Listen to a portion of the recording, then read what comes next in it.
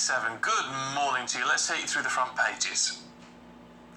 Well, the Times leads on the advice given by the Treasury against raising wages for fear of a 1970s-style inflationary spiral. The Mail covers Prince William's rift with his brother.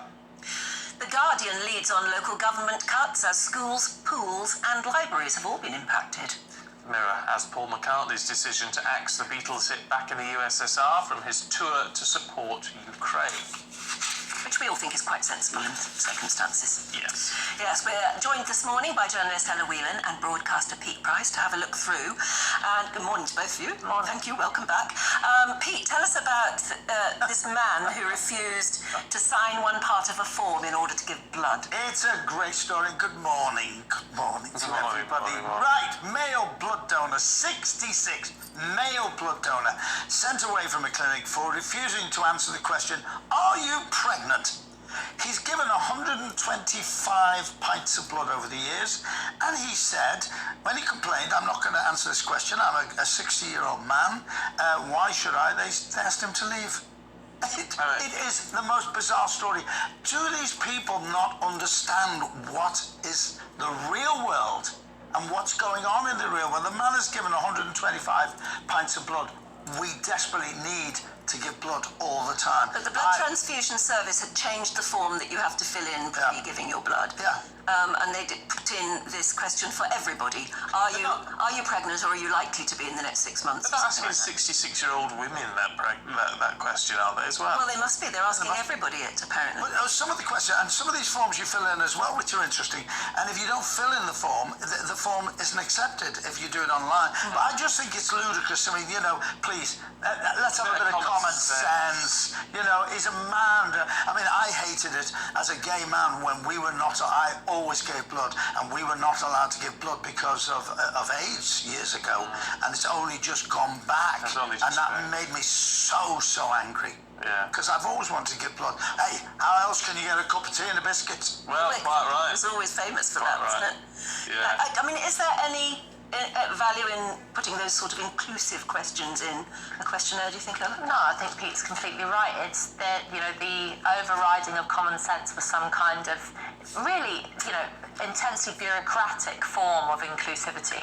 So it's not about actually let's be clear, people who work on blood donation units, when they see a trans person come in or they're talking to someone and someone tells them that they're trans, they use whatever language they want. They're very caring, they're very polite. This is what healthcare workers have done for years and years and years. There's never been a question of discrimination particularly in the healthcare service. This isn't trying to fix some kind of grievous wrong. It's just a sort of blanket policy, and you see it in relation to gender-neutral language. There's a huge row going on in Ireland at the moment about the use of gender-neutral language in a maternity policy, which is, not using the word women in a maternity policy, which is driving women in Ireland mad. Similar things are happening over here, and you just think, obviously the main reason that a health service exists is to treat people, but in terms of how you treat people, how you talk to people, using this kind of intensely bureaucratic, intensely fake language. I mean, it just is a fake thing to ask a 66-year-old man if he's pregnant.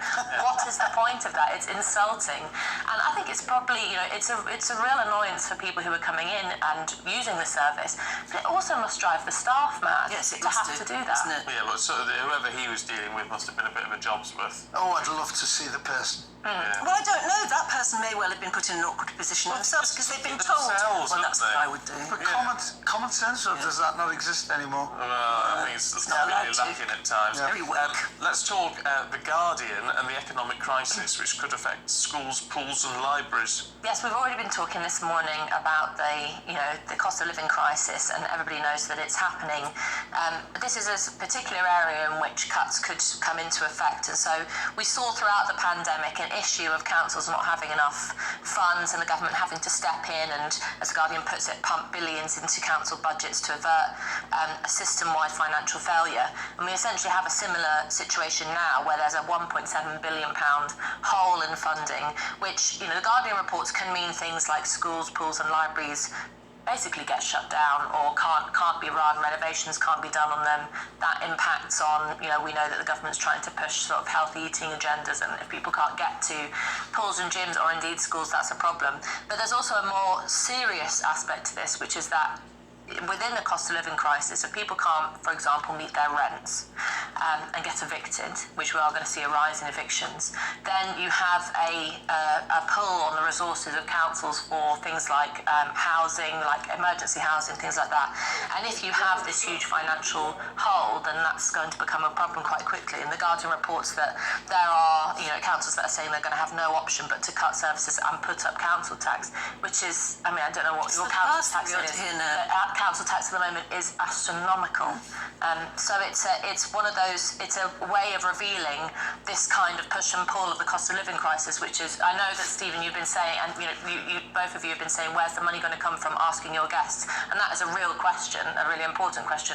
At the same time, if you're living in your neighbourhood and suddenly your local school is lacking in resources and you can't afford your council tax, what you need to prioritise schools, do you know what bothers me about this is they're voted in, the councillors have voted in, and they've got this huge budget of millions and millions of pounds. They're not business people. No. So that bothers me as well. They don't know taking Peter to Rob Paul, and they're not business people. And it needs a business to run with those huge amounts of money. Yeah, I would sort of agree on that, really. But I'll tell you what, we don't take enough responsibility, because when you look at local elections, the turnout's very low. It is, yeah. So I don't know who to vote That's for. how important Do it some is. research and find out, you fools.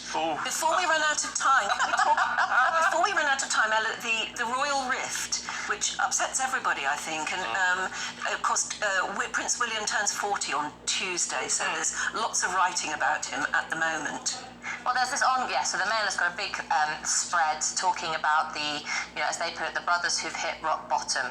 And obviously we all know that within this particular family there have been several rifts throughout the years. The Mail notes that William himself hasn't had such a good relationship with his father, but that has changed since he's had kids. And the question is, can Harry and William overcome their differences or their rift to celebrate his birthday? And it looks like no. As the Mail reports, Harry having thrown accusation after accusation, knowing that silence is the family's only option because they don't want to get dragged into a public slanging match. That's the kind of criticism leveled at him. I'm so deeply uninterested in the royal family, it's not true. So this is, I don't really care if they don't get along or not. But there is a broader question about if the royals are supposed to be this paragon of virtue, which obviously lately they haven't been, but if they're supposed to be this aspirational, moral, kind of exemplary force in British society that we're meant to look up to, these sort of stories probably contradict that. Yeah, And bless him, Andrew didn't go to Ascot. He's getting the message. The royal family felt a lot more comfortable. If we're going to have a king, I'd like to see William as king.